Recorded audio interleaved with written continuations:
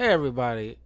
Uh Sorry for a bit of delay when it comes to these reviews. Uh just been hanging out with some friends for his birthday, so now I'm going to put some time into doing my Harry Potter and the Half Blood Prince review. Oh, and it just dawned on me. I probably should have mentioned this way back when I started doing these Harry Potter film reviews. This year, I'm probably gonna have to just skip the Mother's Day review month and the Father's Day review month because I've been putting. I wanted to fit in some time for Harry Potter stuff, and this is the only time I feel I can get through the franchise thoroughly. So by next week, I'll be wrapping up with Deathly Hollows Part 1 and 2 to wrap up all the Harry Potter stuff. Oh, and I didn't even bother to put on my Hufflepuff hoodie. It's fine. Um, but anyway, so I will be well, let's get this started, shall we? Now, this movie is directed by David Yates, and we also got the returning characters that we all know, but we got some new ones like Jim Broadbent playing Horace Slughorn. Uh, uh, a newly appointed potions master, so Severus Snape can take over for the Defense Against the Dark Arts. Um, okay.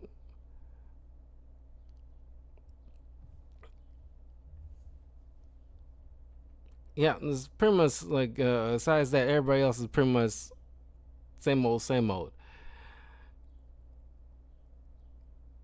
Uh, anyway, the movie begins where all these Death Eaters start kind of wreaking havoc, especially in the Diagon Alley where they kidnap uh, Mr. Ollivander from his shop, causing like explosions and what have you, just wreaking havoc as much as they possibly can. With uh, Bellatrix being pretty much the ringleader, because she's just a chaotic evil. Um, so Harry, by this time is oh, like I said, I only watched this like earlier this week. I probably should have reviewed this as soon as possible because my memory is kind of slipping because it's already at the end of the week. There's so much going on in the past couple of days. Um, oh yeah. He's pretty much hanging out at this little diner where this nice looking black lady told you like I've been telling my friend just yesterday, like people cannot seem to remember these movies because if they rewatched it at all or remember at all, there clearly were some you know people of color that are like side characters or background characters, like that Asian girl he had a crush on in the past couple of films, and it's like what is like do y'all not remember? Clearly, and we watching this, and it just now dawned on me. It's like, yeah, this clearly are plenty of black people or people of color in general in these films, and nobody who isn't true Star Wars, Harry Potter fans can't seem to freaking remember it, and they got the nerve to call it like a Lily White type of series of films. Anyway, but while Harry is trying to secure himself a date with this lady, Dumbledore shows up outside the coffee shop and he teleports Harry to the home of Slughorn, who's hiding out from Death Eaters who is trying to recruit him to their side. But he is having none of it, and Dumbledore got him to come to Hogwarts, not to fight for his side, but just to help at Hogwarts, since they need like a new, since they've been having so much trouble with the whole Defense Against the Dark Arts teachers in the past handful of years.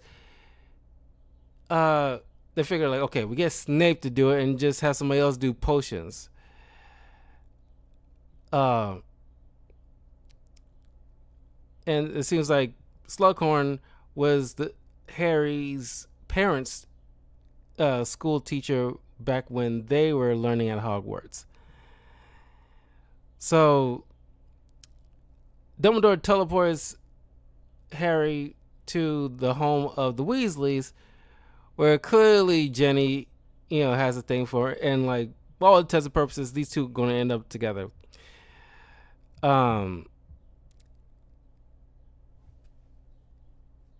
So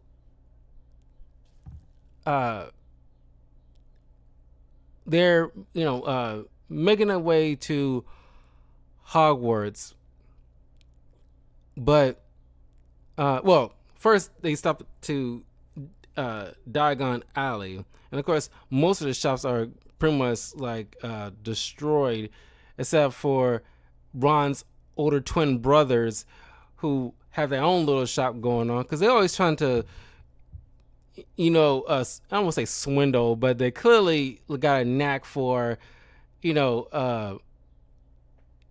which they've set up pretty well. You see, whenever they're in school, they already got some new, not scheme, but pretty much like, kind of like the,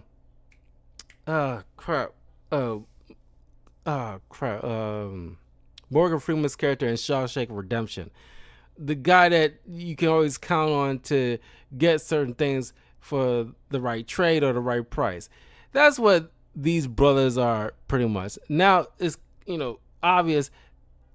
It makes sense that they will run a shop that sells certain items. But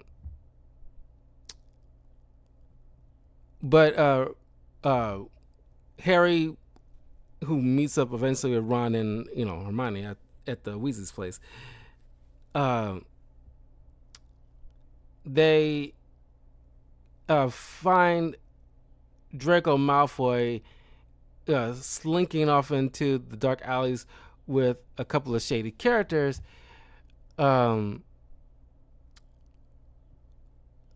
are clearly Death Eaters, which raises Harry's suspicion that since Draco's father was a Death Eater and at some point he got arrested and sent to Azkaban, now clearly they're eyeing Draco to pick up the slack.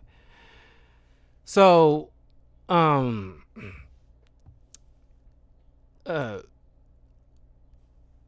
getting on the Hogwarts train, Harry used his invisible cloak to try to spy on Draco, just to see if he would give up something that he can use to trip him up later. But of course he wasn't very good at sneaking. He gets busted and used the Petro, what was that spell that Draco used?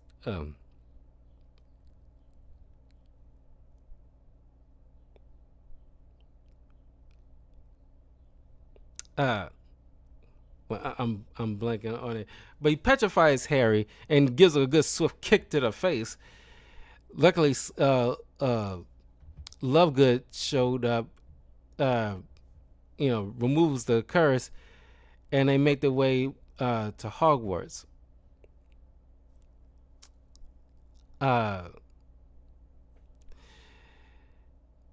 then Dumbledore began to request, makes a request to Harry to get in good with Slughorn.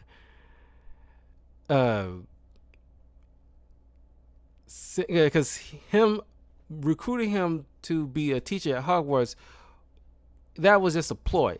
What he really wants is to have him, give up information, because he clearly knows something.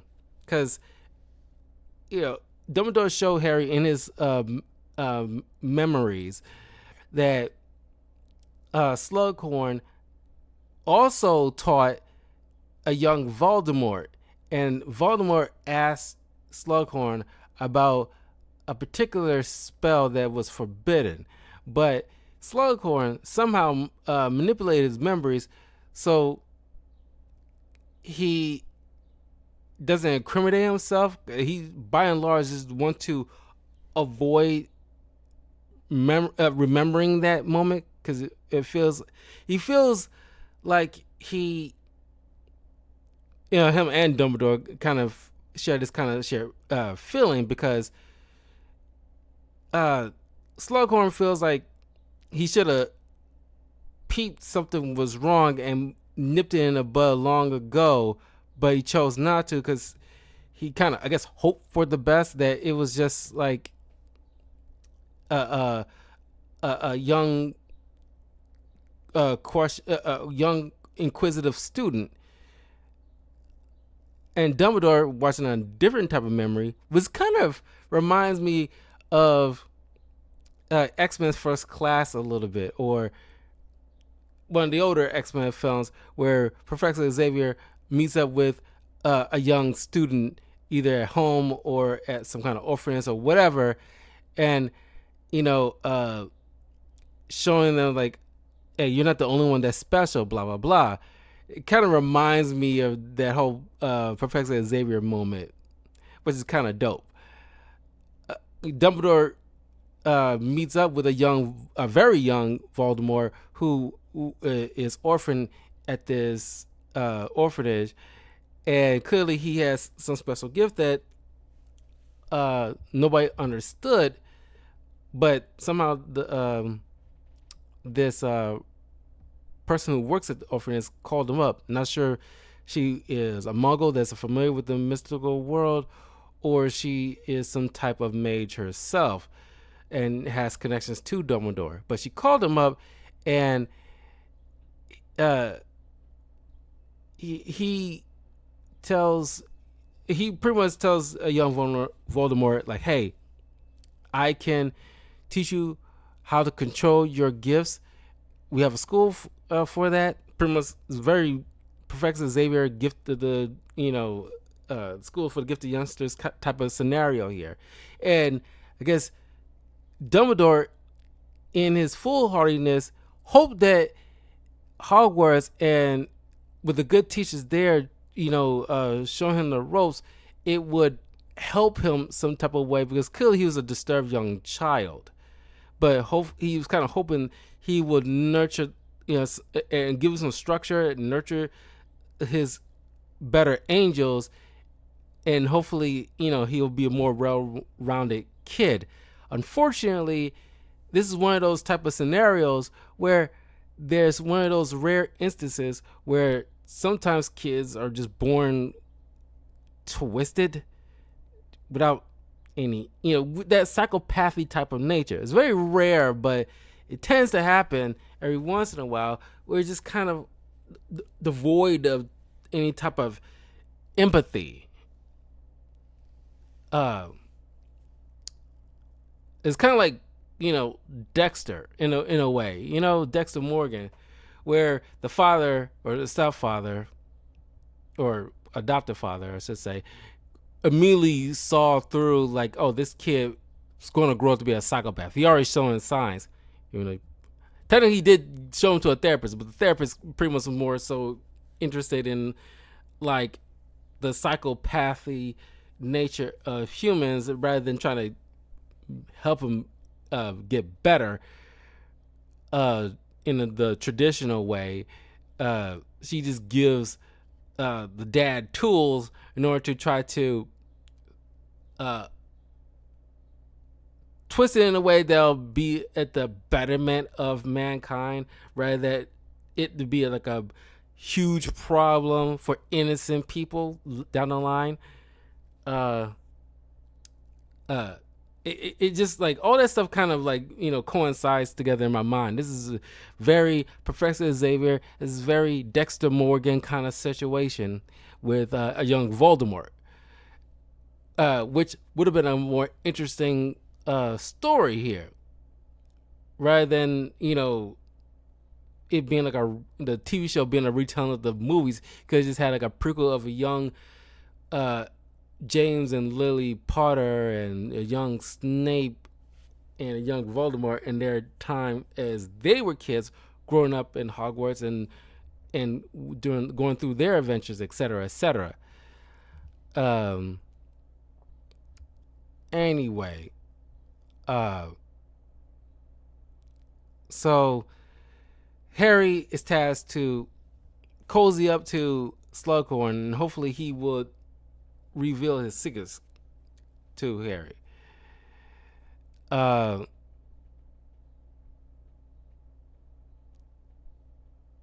um, and then we get this little thing with Ron uh, uh, getting kind of idolized by this young girl. What is her name? Uh, uh, Lavender Brown, uh, played by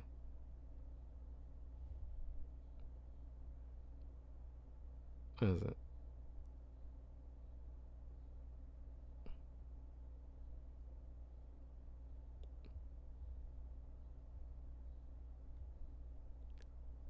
One second.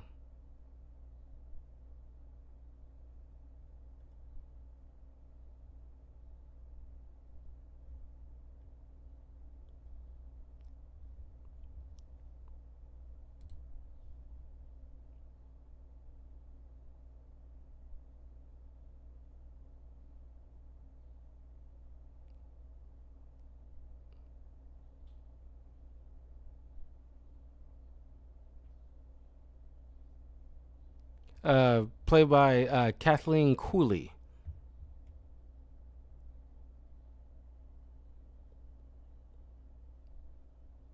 Well, no, they changed her in quite a few movies here.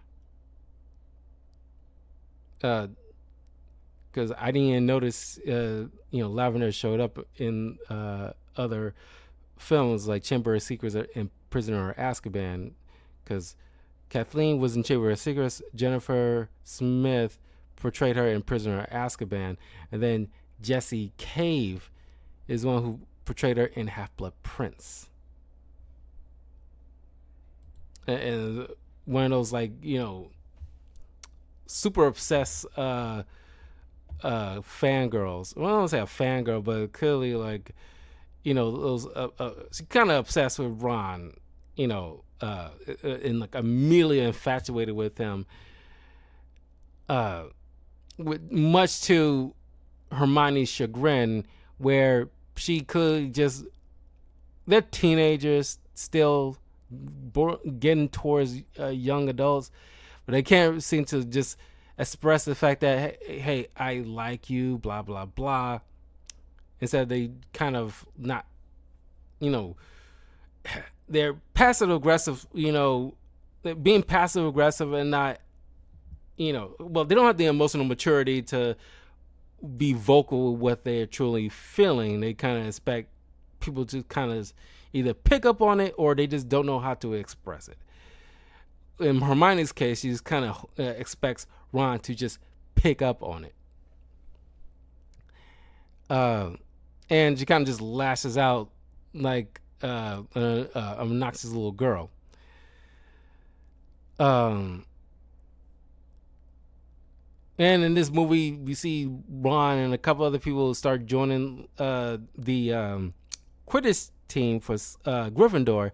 And I don't know what happened to the previous captain in the first couple of films, but now since Harry is like the pretty much the star quarterback now, he's pretty much the captain, and he's teaching some new recruits to the game, with Ron being one of them. Not sure why Ron wants to be part of the Quidditch team and what drove him to that. I'm pretty sure it might have been in the book, maybe. But oh no, it kind of seems out of the blue. But anyway, before I get into that, since now they're gonna be have like a new potions teacher, they didn't bother. Ron and Harry didn't bother to get new potions textbooks, so they have to use older textbooks that's in the cabinet. Harry ends up getting this kind of beat up one that actually has notes scribbled inside, pretty much kind of like cliff notes that helps him in his potions class. And the fact that it's not really fully explained in the film, but they kind of treat it like it was the Tom Riddle's diary. By I mean that's not even a proper sentence. By that I mean that Harry seems super glued to that book for no. Well, it has to be a reason. It's, I guess, kind of enchanted, but not to the point where he's possessed or something that deep. It's just that he kind of like, it's almost to the point of like the One Ring in Lord of the Rings. He just will not let anybody go anywhere near that book because he needs it in a way to, sift through it so he can, help him with his studies. Thanks to it, he's able to create this volatile concoction that would result in a luck potion. And you can tell like Hermione was getting like kind of jealous because she's so used to being like the smarty pants A student. But here's Harry managing to like whip up a proper potion way ahead of her. And for the first time, we actually see Hermione struggling with a particular lesson, which she doesn't take it as a humbling moment. But then, since Ron is kind of getting like butterflies about, practicing for, because he's supposed to be the keeper. He's, trying to join the team to be a keeper. But he's getting nervous. And by the way, I love Lovegood, but this girl is creepy as hell. She just pops out wearing like a mascot costume with the Gryffindor headpiece on her head, and while these three are having like a discussion, here she comes interjecting, and she just pops up. I was like, girl, where the hell you come from? You just quietly just sneaking up on people. Like, it's like, this girl's, I like her, but she's creepy as hell. But anyway, Harry pretends to slip the luck potion into Ron's drink, but it was all a lie. It was pretty much like a placebo effect just to get Ron over his nerves. So,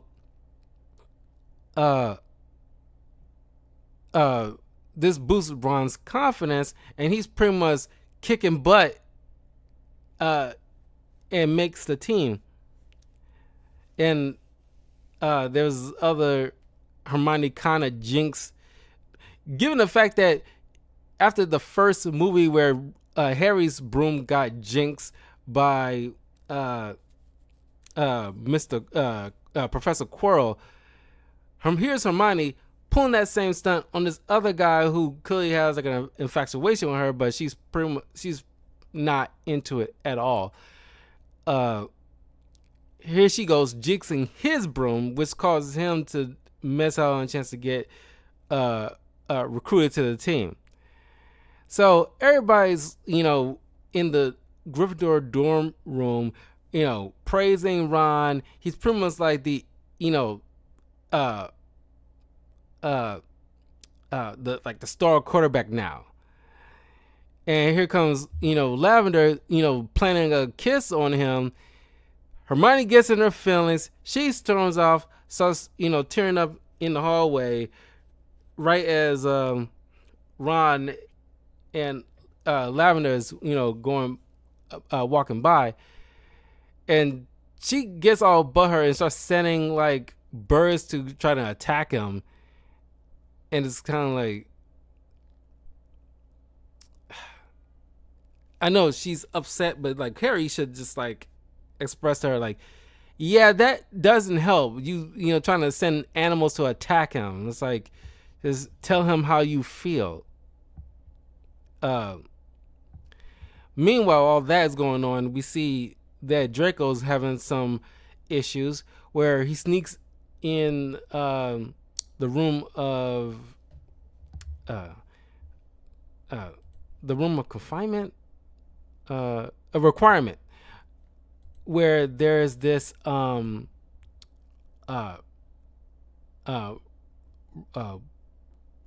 cabinet. What is this called?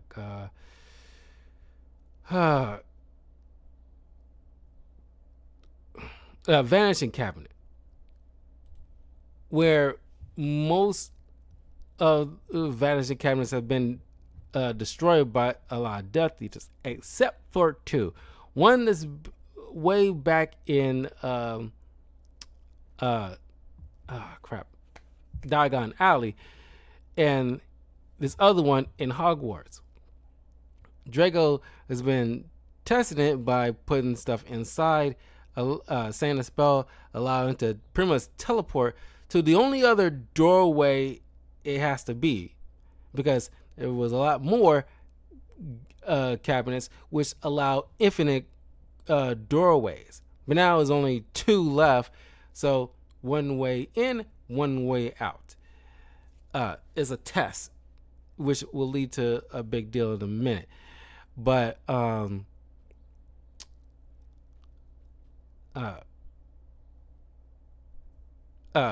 Harry, meanwhile, is not really making much headway with Slughorn, despite his multiple attempts, and tried to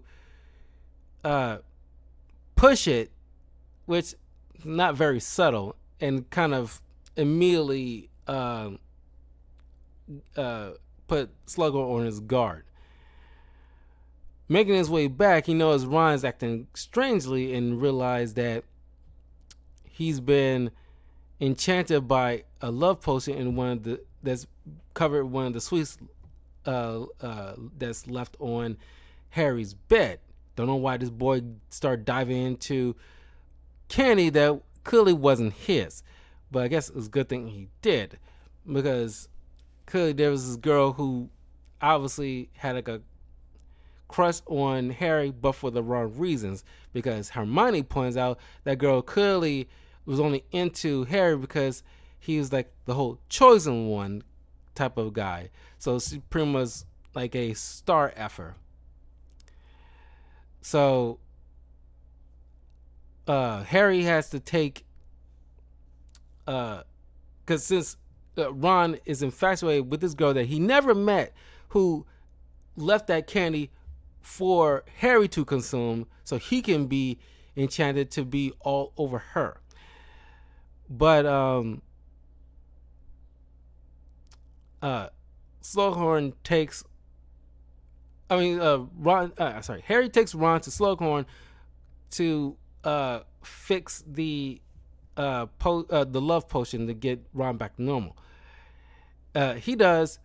Then he gives Ron a bit of mead out of his supply, but it turns out it's poison. But thanks to Harry's quick thinking, he managed to help Ron. So he's in the infirmary. He's murmuring Hermione's voice. Clearly, deep down, he's into her too, which Lavender gets in her feelings. She storms off, call it, quits on their so-called relationship. It was clearly was just more so like a fling, if anything else. Slughorn mentions that the mead was given to him as a present. Well, at least he was going to gift it to Dumbledore. But then, upon finding out that was given to by Draco Malfoy, which, by the way, since Harry was tracking him down, there's a whole situation early on in the film where this necklace was enchanted, and there's a girl who picked it up and was looking like she was possessed by a poltergeist or something, because the necklace was cursed. Come to find out, that was meant for Dumbledore too. So, thanks to the spells or cheat codes he learned from the book, who's the owner, who went by the name the Half-Blood Prince, he attacked Draco with a powerful spell, which severely wounded him, but luckily Snape came by and was able to help with the situation. But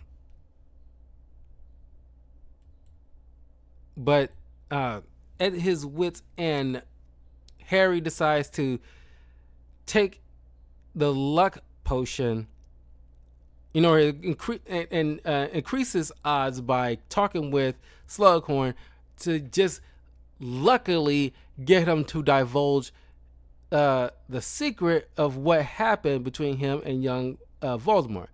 But luck isn't like a one-to-one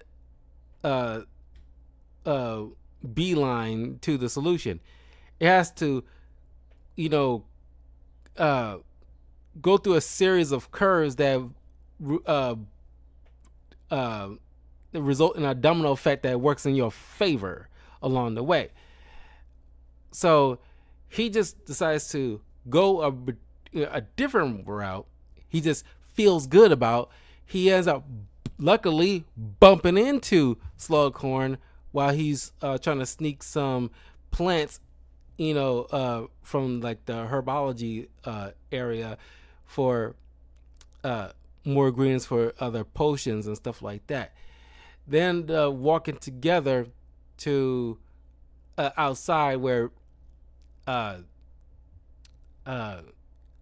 is mourning the death of that giant spider that was going to eat Harry.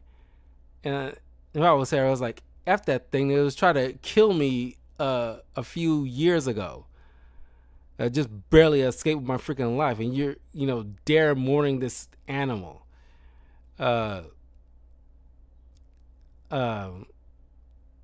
So while they're all having like a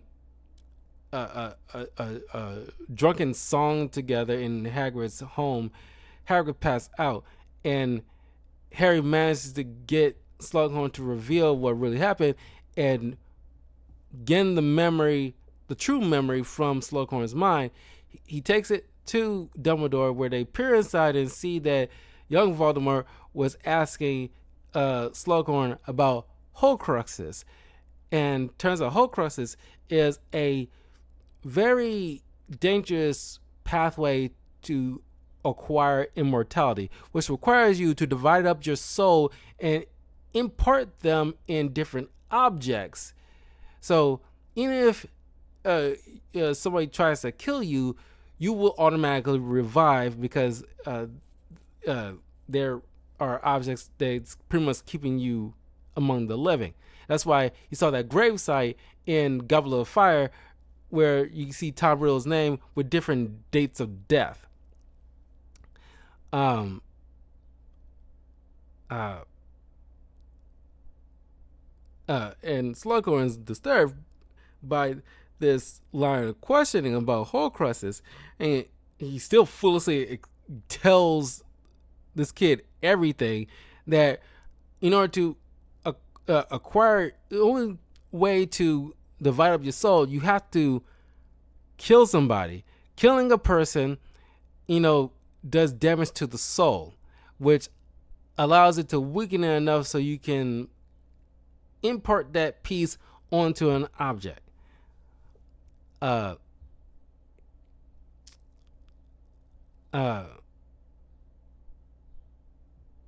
so Dumbledore realized that the Tom Riddle's diary and Voldemort's mother's ring were two of the Horcruxes. I think there's like 5 others that they need to seek out. One of them was kind of like this area where you gotta drink this potion in the middle of this lake, which only Dumbledore, feels like he's strong enough to go through with it. But even still, he tells Harry he probably had to force it down my throat. It has to be all gone so you can get that last Horcrux, and so we can take it, destroy it. They do, but there's like these little ghoulish things crawling out from the water and trying to attack them. Dumbledore reclaimed his senses and drove those things away. They teleport back to Hogwarts to the Watchtower. Somebody was coming. Dumbledore tells Harry that no matter what he sees, no matter what he hears, you do not intervene. You have to keep your promise that you will follow my orders to the letter, no matter what. So Harry hides. He sees a distraught Malfoy shows up, threatening to kill Dumbledore, even though clearly he doesn't want to do it, but his hands being forced.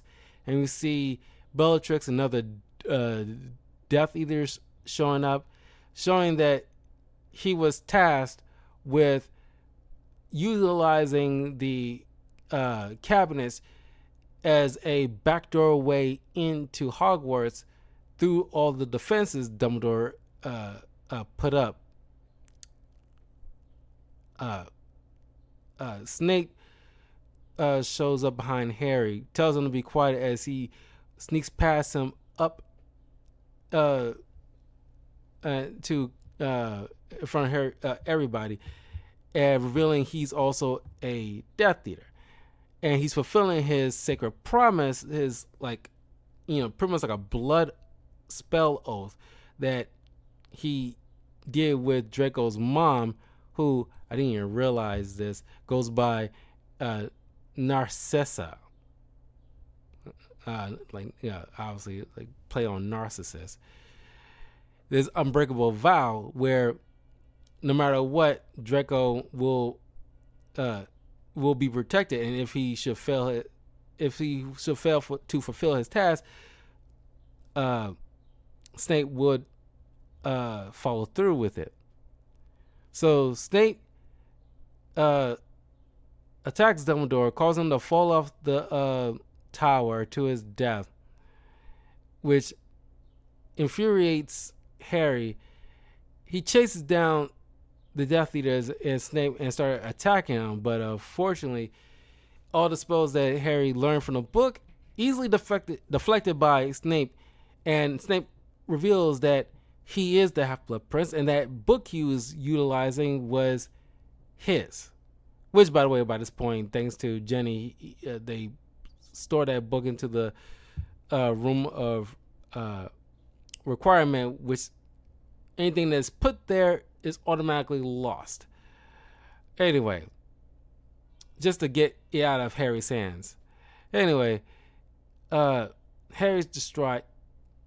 Now everybody thinks Snape is a traitor to everything Dumbledore believed in, So now a massive funeral is being held in Dumbledore's honor, and now as another mystery. Uh, the locket that they end up finding contains a message from like RAB. Uh,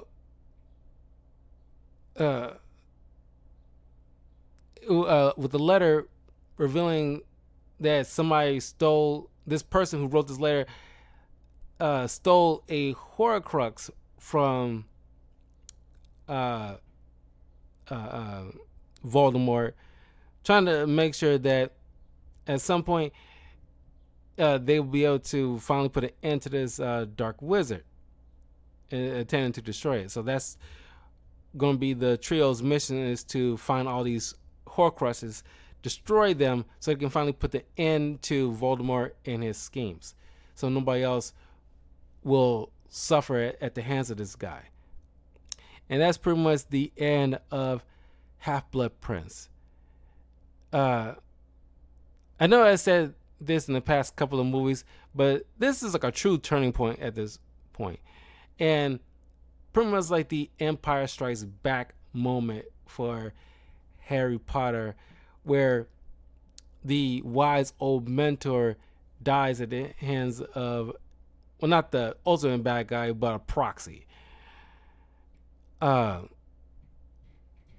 So I really like this, but I think it's around this time people are really into like, okay, what's happening next? We want to see what happens at the end of this big, massive story, because now Snape is a traitor. He killed Dumbledore. Everybody's pissed at Snape at this point. I remember when this came out in theaters, people were pissed. Of course, most of those people probably didn't read the book, but there are some who did, and they can't wait to for people to figure out what will transpire with this particular character, because it'll be a good massive twist for a lot of people who are not, Harry Potter readers. But anyway, that is Half-Blood Prince. So next week I'll be covering Deathly Hallows Part 1 and 2 back to back to wrap up Harry Potter film series review. And then I think after that, I want to start reviewing some Wes Anderson films. I've been meaning to do that for the longest time, but I figure it'll be a proper time to get around to it. Not all of his films, but at least a few of them that is my personal favorite. But in any case, I will see you guys in a little bit for another movie review, and then a season 2 of Naruto and that review. And I have a few reaction videos I need to cover as well to wrap up this afternoon. But in any case, I will see you guys next time. Let me know what you think in the comments below, what you think of Half-Blood Prince and how it stacks up. Because the story is really building. It's still like great, because even though we got quite a few different directors handling these films, aside from Christopher Columbus handling the first two, it seems like they, unlike with the sequel trilogy, clearly there was a blueprint, and a lot of the writers are pretty much the same writers, and everything seems to flow together, like interconnected, back to back, instead of going all over the place because the director want to do their own thing.